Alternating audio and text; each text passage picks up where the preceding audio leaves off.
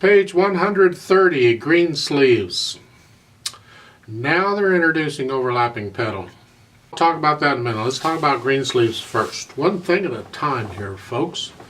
In Greensleeves, it's in the key of A minor. The last few things we've done are in A minor. You look at it, you think it's C major because there's no sharps or flats.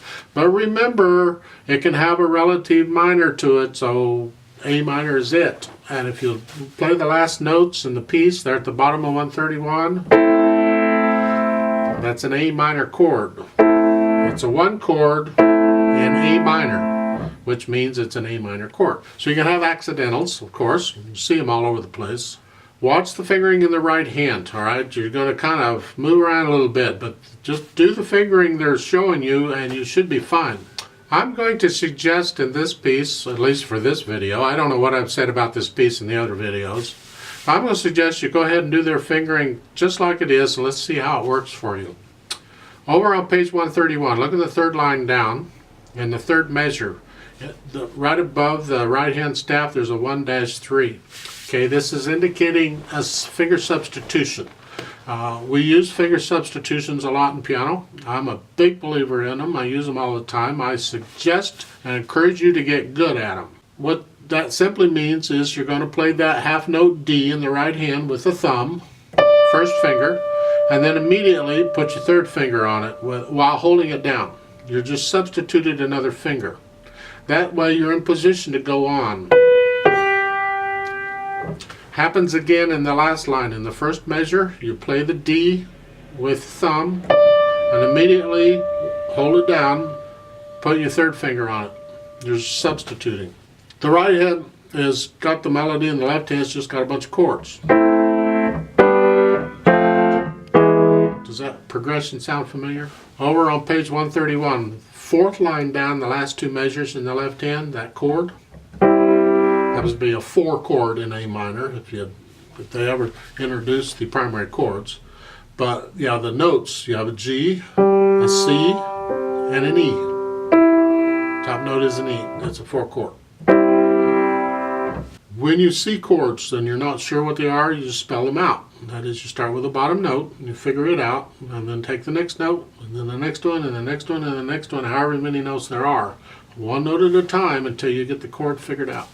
Having said all that, John, they are introducing a new symbol, a new dynamic, is medium soft. I thought you already had medium soft. I guess not. Mezzo piano, medium soft. It's just a little softer than medium loud, but it's louder than soft. It's kind of in between. I don't know what it is. You decide how loud it is, okay? It's in there somewhere.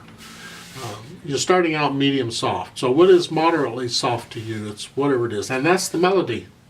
So the melody is that the left hand or the harmony, anything else has to be softer than that, okay? So it's got to be soft or very soft or super duper soft, or you can't hear it soft or whatever. It's got to be softer than medium soft. Now for the pedal.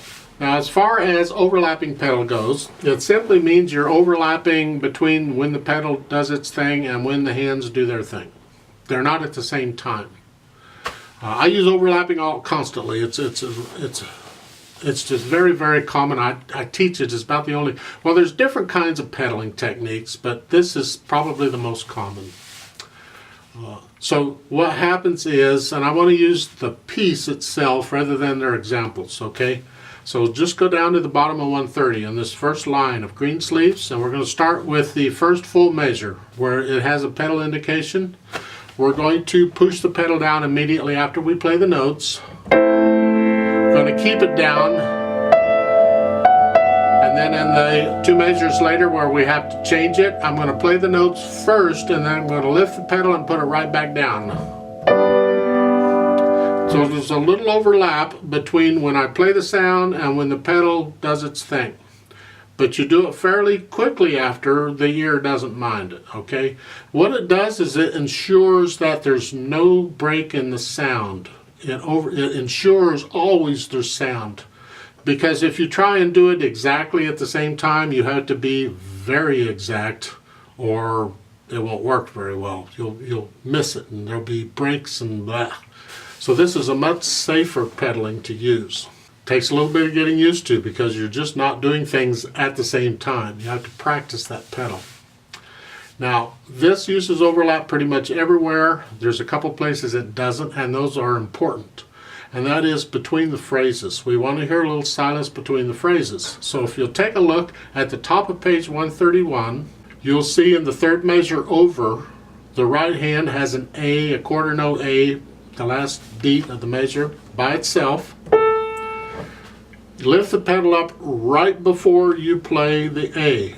Or another way of saying it would be lift the pedal up with the left hand. The A has to be by itself, and we want a little silence before the A. So if I play the measure before it, it's here. And then going on, I'm going to lift up the hand, both hands in this case, and the pedal at the same time. So I get my silence and then play the A.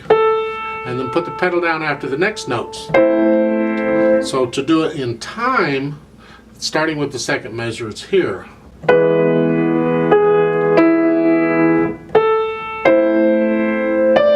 So that's important. Now, at the end of the second line, we're actually ending a section. It's not just a phrase, it's a section. And here, you'll see the line goes up for the pedal, all right? It's not one of those little pulse things. It just goes up. And then in the next line, the beginning of the third line, it comes down. So, at the end of the second line, I'm going to lift the pedal up with the hands at the end. It's not totally at the end of 3 beats. It's just a little bit short of 3 beats because I have to start the next measure on the beat. So I have to cut the other one just a little bit short. So it's here. 1, 2, 3. And then I lift the pedal up with the hands. It's silence for just a moment. And then we play. We play the next one. You play the notes and then put the pedal down immediately after. Right. Then in the fourth line it's a little clearer because you have a 1 beat rest there in the third measure. So you're going to lift the pedal and the hands up right on beat 3. So it's 1, 2, 3. And then when you go on, you push the notes down and then the pedal. So to do the second, third, and fourth measures of the fourth line, it's this way. 1, 2, 3, 1, 2, rest. 2, 3, okay. And that's really how the pedal is working with overlap. At the end, with the fermata, I'm going to hold it down for 4 counts. The pedal and the hands all come up at the same time. Some people have the tendency at the end like that. Once they played it and the pedal's down, they'll lift the hands up because the pedal's got it. What's the point? And I say the point is it's bad technique. If you've got sounds coming here, leave the keys down whether the pedal's down or not until you're ready to finish. There's only in special situations where you're in a showy type, fancy type, whatever, a dance band or some show band, where you might lift your hands and rely on the pedal to keep the sound going. We're not doing that. So keep the hands down. You got a lot of tied notes in the left hand, all right? Right at the beginning there at the bottom of 130. The left hand. A lot of these, you're just going to hold them down for 6 counts. They're all over the place like that. Be sure and do all the ties. I think they've made one little error in here I want to point out. Look at the right hand. At the bottom of page 130 in the last measure, you're going to play that half note C with the 4th finger.